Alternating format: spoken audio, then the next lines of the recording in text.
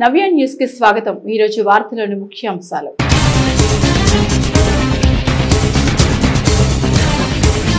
జిల్లాలో ఇంటర్ పరీక్షలు పకడ్బందీగా నిర్వహించాలి। ఇంటర్ పరీక్షల చీఫ్ సూపరింటెండెంట్తో నిర్వహించిన వీడియో కాన్ఫరెన్స్ లో జిల్లా collector Venkata Murali.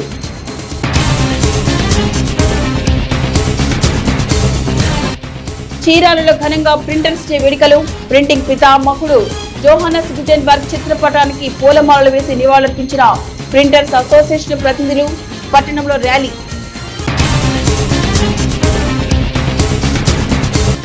Chirala railway station కు మహర్దశ। ఆధునిక హంగులతో సుందరంగా రూపుదిద్దుకుంటున్న రైల్వే స్టేషన్ సముదాయం। చీరాల రైల్వే స్టేషన్ సుందరీకరణపై నవ్య ప్రత్యేక కథనం। బాపట్ల జిల్లా కలెక్టరేట్లోని సమావేశపు హాల్లో ఇంటర్మీడియట్ పబ్లిక్ పరీక్ష నిర్వహణపై వీడియో కాన్ఫరెన్స్ ద్వారా చీఫ్ సూపరింటెండెంట్తో జిల్లా కలెక్టర్ జె వెంకటమురళి సమావేశం నిర్వహించారు। ఈ సందర్భంగా జిల్లా కలెక్టర్ వెంకటమురళి మాట్లాడుతూ మార్చి 1వ తేదీ నుండి 20వ తేదీ వరకు ఇంటర్మీడియట్ పబ్లిక్ పరీక్షలు జరుగుతాయని ఆయన అన్నారు। జిల్లాలో ఇంటర్మీడియట్ పరీక్షలను పకడ్బందీగా నిర్వహించాలని జిల్లా కలెక్టర్ జె వెంకటమురళి అధికారులను ఆదేశించారు। ఇంటర్మీడియట్ పబ్లిక్ పరీక్ష నిర్వహణపై వీడియో కాన్ఫరెన్స్ ద్వారా చీఫ్ సూపరింటెండెంట్తో జిల్లా కలెక్టర్ జె వెంకటమురళి సమావేశం నిర్వహించారు। ఈ సందర్భంగా జిల్లా కలెక్టర్ వెంకటమురళి మాట్లాడుతూ మార్చి 1వ తేదీ నుండి 20వ తేదీ వరకు ఇంటర్మీడియట్ పబ్లిక్ పరీక్షలు జరుగుతాయని ఆయన అన్నారు। జిల్లాలో 36 సెంటర్లలో పరీక్షలు నిర్వహించడం జరుగుతుందని ఆయన అన్నారు। ఈ పరీక్షలకు మొత్తం 19,219 మంది విద్యార్థులు హాజరవుతున్నారని ఆయన అన్నారు। మొదటి రోజు మొదటి సంవత్సరం ఇంటర్మీడియట్ పరీక్ష, రెండవ రోజు ద్వితీయ సంవత్సరం ఇంటర్మీడియట్ పరీక్ష జరుగుతున్నారు। ఉదయం 9 గంటల నుండి మధ్యాహ్నం 12 గంటల వరకు పరీక్ష జరుగుతున్నారు। విద్యార్థులకు బస్సు సౌకర్యం కొరకు ఏపీఎస్ఆర్టీసీకి బస్సు బయలుదేరే స్థలము, పరీక్షా కేంద్రం వివరాలను, బయలుదేరే సమయం తెలుపుతూ లేఖ రాయాలన్నారు। విద్యార్థులకు ప్రయాణంలో ఎటువంటి ఇబ్బందులు లేకుండా చూడాలన్నారు। ప్రతి విద్యార్థిని ఉదయం 8:30 పరీక్షా కేంద్రంలో ప్రవేశానికి అవకాశం కల్పించాలని ఆయన అన్నారు। 9 గంటల తర్వాత ఎవరిని పరీక్షా కేంద్రంలోనికి అనుమతించబడరని అన్నారు। పరీక్షా కేంద్రం చుట్టుపక్కల మండల రెవెన్యూ అధికారి ఆధ్వర్యంలో 144 సెక్షన్ నిర్వహించబడుతున్నారు। దీనికి సంబంధించి చీఫ్ సూపరింటెండెంట్ ఎంఆర్ఓలకు లేఖ రాయాలని ఆయన తెలిపారు। పరీక్షా కేంద్రంలో ఇన్విజిలేటర్లు తక్కువ ఉంటే సంబంధిత ఎంఈఓలకు తెలిపి సిబ్బందిని ఏర్పాటు చేసుకోవాలన్నారు। పరీక్షా కేంద్రానికి నిర్దేశించిన సెట్ పేపర్లు 1, 2, 3 అనేది ఆ రోజు ఉదయం ఇవ్వబడుతుందన్నారు। పోలీస్ స్టేషన్ వెళ్లి ఆ ప్రకారంగా సెట్ ప్రశ్న పత్రాలను తీసుకోవాలని ఆయన తెలిపారు। సందేహాలుంటే డిఈఓతో సంప్రదించాలని చీఫ్ సూపరింటెండెంట్లకు ఆయన తెలిపారు। జవాబు పత్రంలో 24 పేజీల బుక్లెట్ ఉంటుందన్నారు।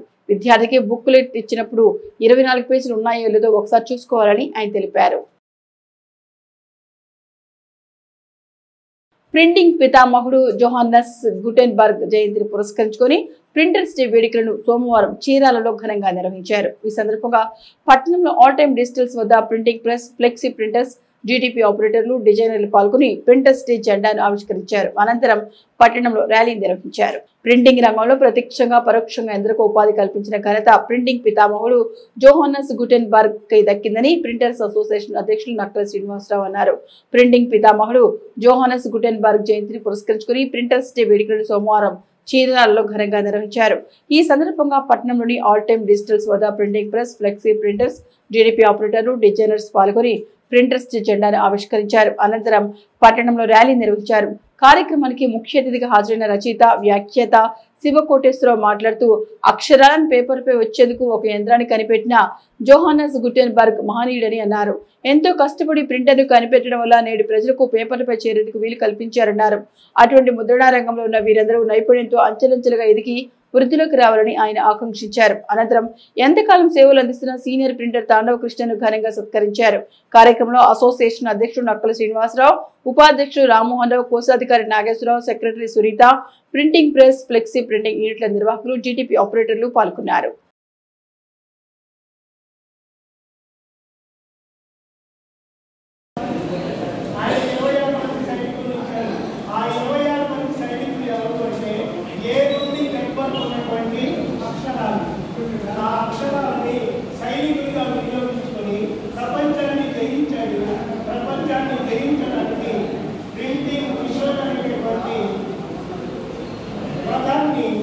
ఆయన తయారు చేసి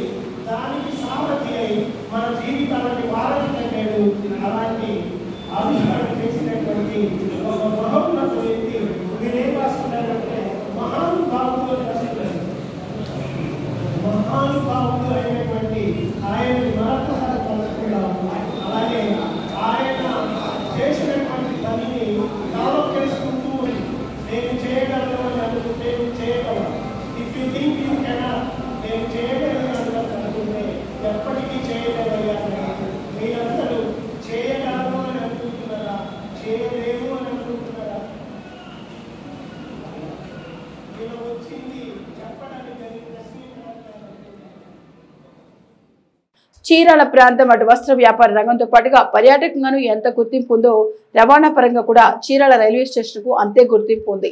దేశంలోని ప్రధానమైన రైలు మార్గాల్లో ఒకటైన చెన్నై, విజయవాడ ప్రాంతాలకు చీరాల రైల్వే స్టేషన్ అనుసంధానమై ఉంది.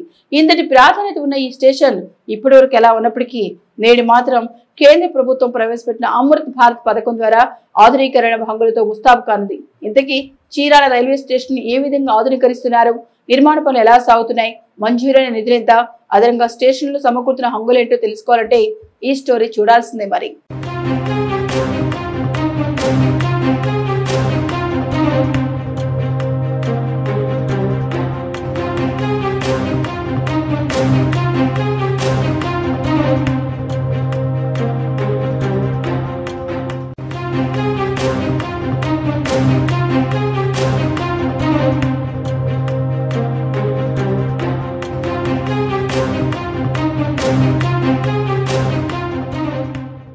భారతీయ రైల్వే వ్యవస్థలో అంతర్భాగమైన రైల్వే స్టేషన్ల ఆధునీకరణపై కేంద్రంలోని మోదీ సర్కార్ ప్రత్యేకంగా దృష్టి సారించింది. ఈ క్రమంలో రైల్వే స్టేషన్లో ప్రయాణికులకు మౌలిక వసతుల కల్పన, ఆధునీకరణపై కేంద్రీకృతం చేస్తుంది. ఈ నేపథ్యంలో చీరాల రైల్వే స్టేషన్ కు మహార్దశ పట్టనుంది. జిల్లాలో అతిపెద్ద స్టేషన్ గా పేరొందిన చీరాల బ్రిటిష్ వారి కాలం నుంచి కీలకమైన రైల్వే స్టేషన్ గా వెలుగొందుతోంది.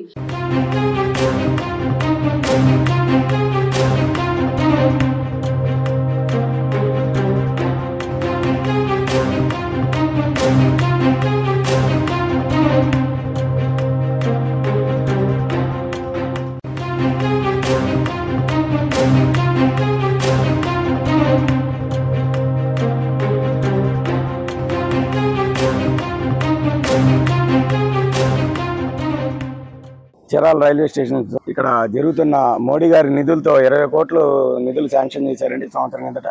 అప్పటి నుంచి వర్క్ జరుగుతుంది. ఎస్కలేటర్లు 1, 2, 3 ప్లాట్ఫారాల్లో, తర్వాత సెకండ్ బ్రిడ్జ్ కూడా స్టార్ట్ చేశారు.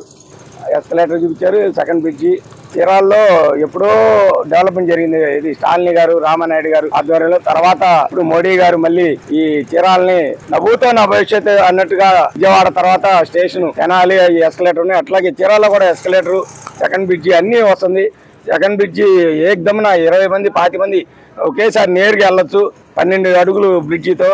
ఇవన్నీ డెవలప్మెంట్ చేస్తున్నందుకు మోడీ గారికి, మరీ ముఖ్యంగా స్టేషన్ సూపరింటెండెంట్ గారి చెంగయ్య గారికి, మరీ ముఖ్యంగా రైల్వే మినిస్టర్ అశ్విని వైష్ణవ్ గారికి, మా ఎంపీ తెన్నేటి కృష్ణప్రసాద్ గారికి ఆల్రెడీ వారికి చెప్తే చెక్ చేశారు, వచ్చి చూసి వెళ్ళారు కూడా. వారికి కూడా ధన్యవాదాలు. ఇక్కడ ప్రతిరోజు దాదాపుగా 70కి పైగా రైలు ప్రయాణికులను తమ గమ్యస్థానాలకు చేర్చుతుంటాయి. పర్చూరు, బాపట్ల, అద్దంకి నియోజకవర్గాల ప్రజలు కూడా ఇక్కడి నుంచే రైళ్లలో రాకపోకలు సాగిస్తుంటారు. ఇక ఆదాయపరంగా సికింద్రాబాద్ డివిజన్ లో మొదటి 30 స్థానంలో చీరాలకు కూడా స్థానం ఉండడం ఇక్కడ ఆదాయపరంగాను చీరాల స్టేషన్ పరిపుష్టి చెప్పకనే చెప్పవచ్చు. ఇంతటి చరిత్ర కలిగిన చీరాల రైల్వే స్టేషన్ కేంద్ర ప్రభుత్వం అమృత్ భారత్ పథకం కింద సుమారుగా 19 కోట్ల రూపాయల మేర నిధులకు మంజూరు చేసింది. ఈ క్రమంలోనే ప్రస్తుతం రైల్వే స్టేషన్ ఆధునీకరణకు సోకులు దిద్దుకుంటోంది. ఇందుకు గాను గత సంవత్సరం ఫిబ్రవరిలో రైల్వే స్టేషన్ అభివృద్ధి పనులకు ప్రధాని మోదీ వర్చువల్ గా శంకుస్థాపన చేశారు.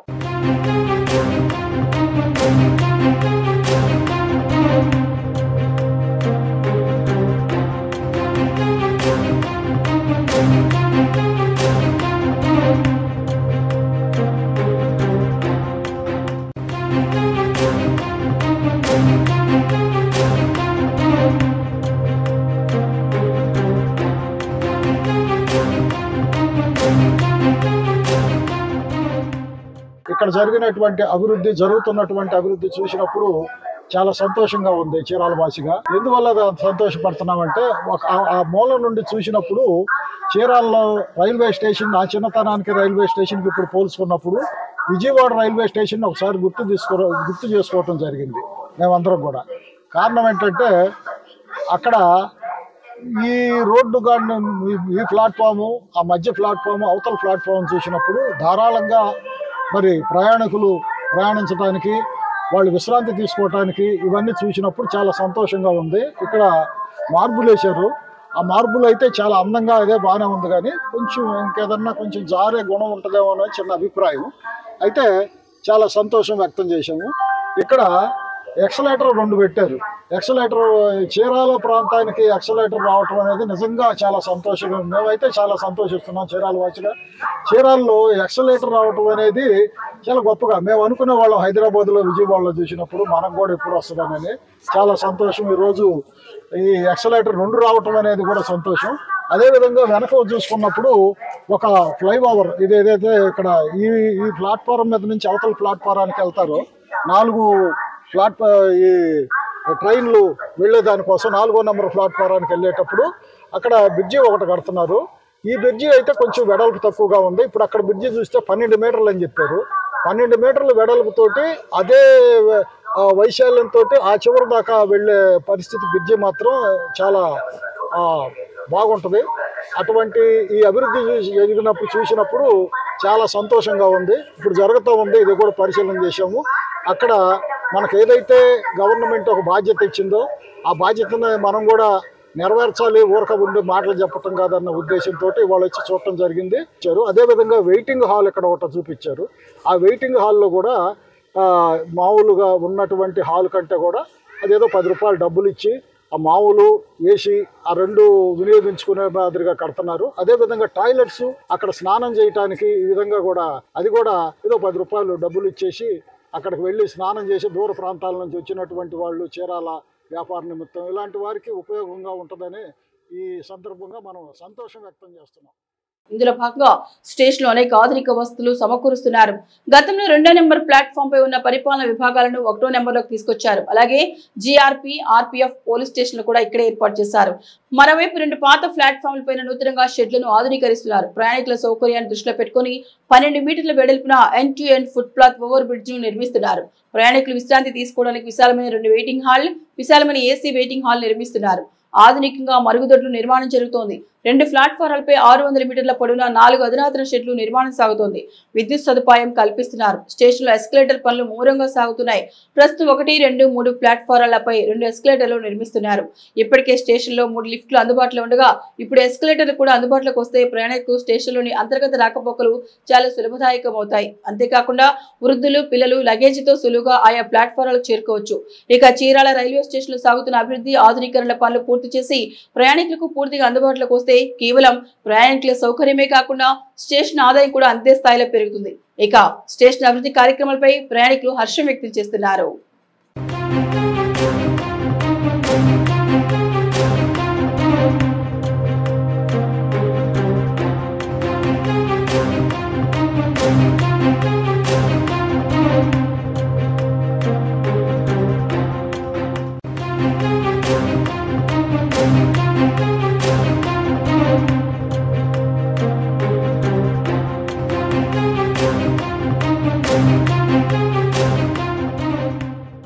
చీరాల రైల్వే స్టేషన్ అమృత భారత్ స్కీమ్ కింద ఏబిఎస్ వర్క్స్ కింద వర్క్స్ స్టార్ట్ చేసినారు. ఎస్కలేటర్స్, తర్వాత మాడ్యులర్ టాయిలెట్స్, ప్లాట్ఫామ్ ఆధునీకరణ గ్రానైట్తో, తర్వాత వెయిటింగ్ హాల్స్, ఇవన్నీ కంప్లీట్ అయితే చీరాల రైల్వే స్టేషన్ రూపురేఖలు ప్రయాణికులకి చాలా ఆధునిక వస్తువు ఏర్పాటు చేసినట్లు ఉంటుంది.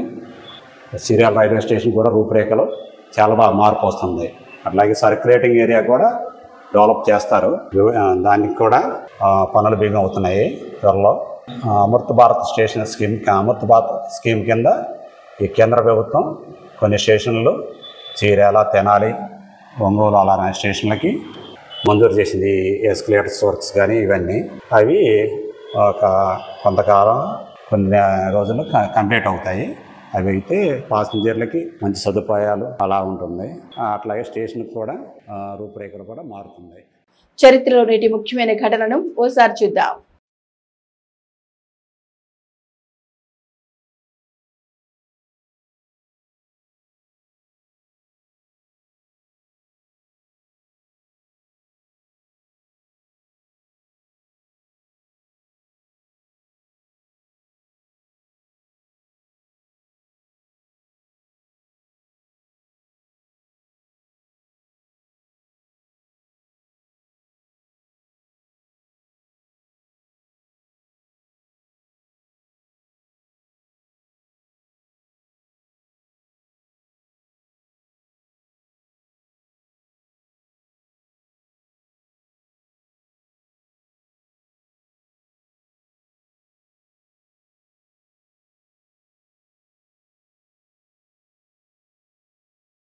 వేటపాలెం మండలం పందిళ్లపల్లి గ్రామంలో పాత కక్ష నేపథ్యంలో గ్రామానికి చెందిన 4 యువకులపై అదే గ్రామానికి చెందిన 2 వ్యక్తులు కత్తులతో దాడి చేసి గాయపరిచిన ఘటన స్థానికంగా కలకలం రేపింది. వేటపాలెం మండలం పందిళ్లపల్లి గ్రామంలో పాత కక్ష నేపథ్యంలో గ్రామానికి చెందిన 4 యువకులపై అదే గ్రామానికి చెందిన 2 వ్యక్తులు కత్తులతో దాడి చేసి గాయపరిచిన ఘటన స్థానికంగా కలకలం రేపింది. కాగా దాడిలో గాయాల పాలైన సాయి కళ్యాణ్, సురేంద్ర, నందసాయి కిషోర్, మురళి అనే యువకులు అతి కష్టం మీద దుండుగుల దాడి నుంచి తప్పించుకున్నారు. కాగా దాడిలో గాయాల పాలైన బాధిత యువకులను చికిత్స నిమిత్తం చీరాల ఏరియా ప్రభుత్వ వైద్యశాలకు తరలించారు. ఘటనపై అవుట్ పోస్ట్ పోలీసులు వివరాలను సేకరించారు. చీరాల నియోజకవర్గంలోని పలు గ్రామాలు, మున్సిపాలిటీ నుంచి పెద్ద ఎత్తున తెలుగుదేశం పార్టీలోకి చేరికలు జరిగాయి. పార్టీలో చేరిన కార్యకర్తలను ఎమ్మెల్యే కొండయ్య పార్టీ కండువ కప్పి సాదరంగా పార్టీలోకి ఆహ్వానించారు. చీరాల నియోజకవర్గంలోని పలు గ్రామాలు, మున్సిపాలిటీ నుంచి పెద్ద ఎత్తున తెలుగుదేశం పార్టీలోకి చేరికలు జరిగాయి. చీరాల ఎమ్మెల్యే కొండయ్య సమక్షంలో మున్సిపాలిటీ 31, 32 వార్డుతో పాటుగా మండలం నుండి తోటవారపాలెం, దండేకాలి చెందిన గ్రామస్తులు టీడీపీ తీర్థం పుచ్చుకున్నారు. ఈ సందర్భంగా ఎమ్మెల్యే కొండయ్య పార్టీలో చేరిన కార్యకర్తలకు పార్టీ కండువ కప్పి సాదరంగా పార్టీలోకి ఆహ్వానించారు. ఈ సందర్భంగా ఎమ్మెల్యే కొండయ్య మాట్లాడుతూ తెలుగుదేశం పార్టీ అభివృద్ధి, ప్రజాసేవకు కట్టుబడి ఉందన్నారు. గ్రామస్తుల మద్దతు మరింత ఉత్సాహాన్ని అందిస్తున్నారు. మీ అందరి సమష్టి మద్దతుతో నియోజకవర్గ అభివృద్ధికి తనవంతుగా కృషి చేయాలన్నారు. ఇదే క్రమంలో కార్యకర్తలందరూ పార్టీని మరింతగా బలోపేతం చేయాలన్నారు.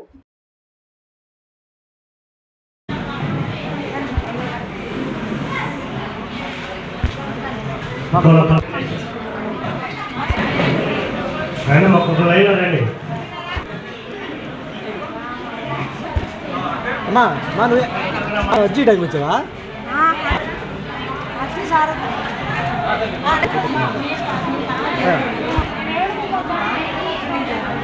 లైన్లో రావాలి మీరు అప్పటికల్లా త్వరగా.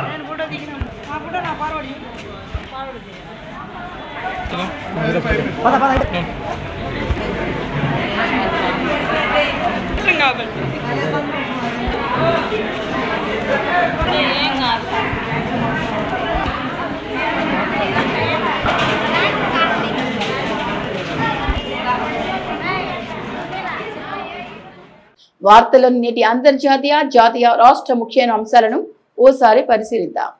అమెరికా అంతర్జాతీయ అభివృద్ధి సంస్థ ద్వారా ప్రపంచ దేశాలకు అందుతున్న సాయాన్ని అమెరికా అధ్యక్షుడు డొనాల్డ్ ట్రంప్ ఇటీవల నిలిపివేసిన విషయం తెలిసిందే.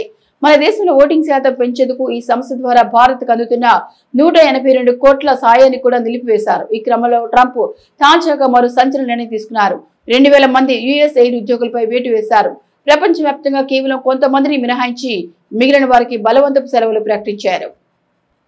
ఎంతగానో ఎదురు చూస్తున్న సమయం రైతులకు రానే వచ్చింది. కేంద్ర ప్రభుత్వం రైతులకు అందించే PM కిసాన్ నిధులు విడుదలయ్యాయి. ప్రధాని నరేంద్ర మోదీ సోమవారం నిధులను మంజూరు చేశారు. ఈ పథకం కింద 19వ విడత PM కిసాన్ నిధులను మోదీ బీహార్లోని భాగల్పూర్లో జరిగిన కార్యక్రమంలో విడుదల చేశారు. తాజాగా విడుదల చేసిన 22,000 కోట్లతో 9.7 కోట్ల మంది రైతులకు ప్రయోజనం చేకూరనుంది. ఈ పథకం కింద రైతులు ఏడాదికి 6,000 రూపాయల చొప్పున అందుకుంటున్నారు. ఈ మొత్తం ఒకేసారి కాకుండా 3 సమాన వాయిదాలలో 2,000 రూపాయల చొప్పున రైతుల ఖాతాలో జమ చేస్తోంది కేంద్రం. ఈ PM కిసాన్ 2019 ఫిబ్రవరి 24న ప్రారంభించింది. ఇప్పటి వరకు 11 కోట్ల మంది రైతులకు 18 వాయిదాల్లో 3.46 లక్షల కోట్లు అందజేసింది. ఏపీ అసెంబ్లీ బడ్జెట్ సమావేశాలు ప్రారంభమయ్యాయి. సమావేశాలకు వైసీపీ హాజరు కావడంతో బడ్జెట్ సమరం రసవత్తరంగా మారింది. ఇవాళ తొలి రోజు ఉభయ సభలను ఉద్దేశించిన గవర్నర్ జస్టిస్ అబ్దుల్ నజీర్ ప్రసంగిస్తున్నారు. అనంతరం సభ వాయిదా పడుతుంది. తర్వాత BAC సమావేశంలో ఎన్ని రోజుల పాటు సమావేశాలు నిర్వహించాలి, ఏ రోజు ఏ అంశంపై చర్చించాలనే ఎజెండాను ఖరారు చేస్తారు. మొత్తం 2 లేదా 3 వారాల పాటు సమావేశాలు జరిగే అవకాశం ఉంది. ప్రతిపక్ష హోదా ఇవ్వాల్సిందని వైసీపీ డిమాండ్ చేసే అవకాశం ఉంది. ప్రజా సమస్యలపై గొంతు విప్పేది తాము మాత్రమేనంటూ ప్రతిపక్ష హోదా అంశాన్ని ప్రభుత్వ దృష్టికి తీసుకెళ్లనుంది. అయితే అర్హత లేకుండా ప్రతిపక్ష హోదా ఎలా ఇస్తారని ప్రశ్నించారు ఎమ్మెల్యే సోమిరెడ్డి చంద్రమోహన్ రెడ్డి. సభ్యత్వం పోతుందనే భయంతోనే జగన్ అసెంబ్లీకి వచ్చారంటూ విమర్శించారు. ప్రముఖ కార్ల తయారీ కంపెనీ మహీంద్రా ఇటీవల కాలంలో తన దూకుడు పెంచింది. పెట్రోల్, డీజిల్ కార్లతో పాటు ఎలక్ట్రిక్ మోడళ్లు సైతం వరుసగా విడుదల చేస్తోంది. జనవరి నెలలో జరిగిన ఆటో ఎక్స్పో 2025 ఈవెంట్ లో తన EVలను ప్రదర్శించింది. తాజాగా 6 EVను లాంచ్ చేస్తుంది. ఇండియాలో EV విభాగంలో టాటా మోటార్స్ కంపెనీ అగ్రస్థానంలో ఉంటుంది. ఇప్పుడు దీనికి బలమైన పోటీగా అవతరించడానికి మహీంద్రా పట్టుదలతో ఎలక్ట్రిక్ కార్లను విడుదల చేయడానికి తీవ్రంగా కృషి చేస్తోంది. అందుకే ఈ కంపెనీ రాబోయే రోజుల్లో ఇండియా టెస్లా మారిపోయే అవకాశం ఉంది.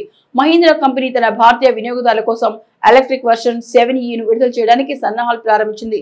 ఇప్పటికే ఈవీని తీసుకొచ్చి భారత్లో బలమైన ఈవీ సంస్థగా అవతరిస్తున్న మహీంద్రా తన కొత్త మోడల్తో టాటాకు పోటీనిచ్చినట్లవుతోంది. ఐసీసీ టోర్నీలో పాకిస్తాన్ పై తమకు ఎదురు లేదని టీమిండియా మరోసారి నిరూపించింది. ఛాంపియన్స్ ట్రోఫీలో భాగంగా ఆదివారం దుబాయ్ జరిగిన మ్యాచ్ లో పాకిస్తాన్ పై 6 వికెట్ల తేడాతో ఘన విజయం సాధించింది. ఈ విజయంలో టీమిండియా సెమీస్ బెర్త్ను దాదాపు ఖరారు చేసుకోగా డిపెండింగ్ ఛాంపియన్ గా బరిలోకి దిగిన పాకిస్తాన్ జట్టు దాదాపుగా టోర్నీ నుంచి నిష్క్రమించింది. భారత్ తో జరిగిన మ్యాచ్ లో పాకిస్తాన్ పరాజయం పాలవడంతో అటు అభిమానులతో పాటు మాజీ క్రికెటర్ సైతం సొంత జట్టుపై తీవ్ర విమర్శలకు దిగారు. ఇటీవల కొంతకాలంగా తమ జట్టు భారతపై విజయం సాధించాలని, ఛాంపియన్స్ ట్రోఫీని నిలబెట్టుకోవాలని అభిమానులు ఆకాంక్షించారు.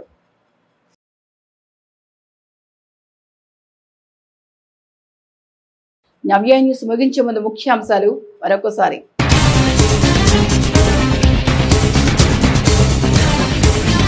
జిల్లాలో ఇంటర్ పరీక్షలు పకడ్బందీగా నిర్వహించాలి. ఇంటర్ పరీక్షల చీఫ్ సూపరింటెండెంట్తో నిర్వహించిన వీడియో కాన్ఫరెన్స్ లో జిల్లా collector Venkata Murali.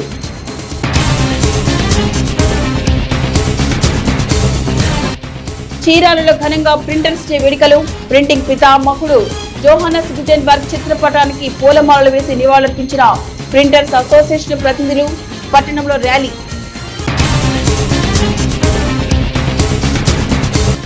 Chirala railway station కు మహర్దశ. ఆధునిక హంగులతో సుందరంగా రూపుదిద్దుకుంటున్న రైల్వే స్టేషన్ సముదాయం. చీరాల రైల్వే స్టేషన్ సుందరీకరణపై నవ్య ప్రత్యేక కథనం. నవ్య న్యూస్ ఇంతటితో సమాప్తం. నమస్కారం.